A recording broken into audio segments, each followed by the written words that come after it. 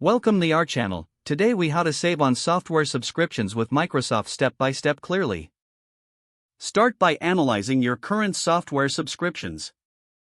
Identify which Microsoft products you currently use. Visit the Microsoft official website to explore available subscription options. Compare the features of different Microsoft plans, such as Microsoft 365. Determine which plan best suits your needs based on your usage. Consider the option of family or team subscriptions for additional savings. Look for any current promotions or discounts offered by Microsoft.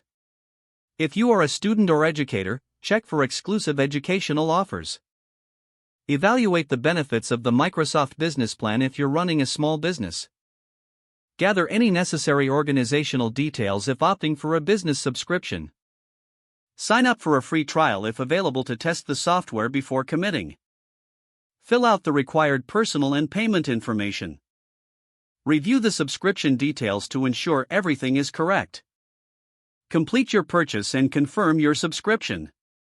Download and install the software as instructed on the website. Keep an eye out for any new Microsoft features that may enhance your experience without increasing costs. Consider canceling any unused subscriptions to further reduce expenses. Reach out to Microsoft support if you have any questions or need assistance managing your subscriptions. By following these steps, you can effectively save on your software subscriptions with Microsoft. If the page does not load, refresh the browser or try again in a private or incognito window.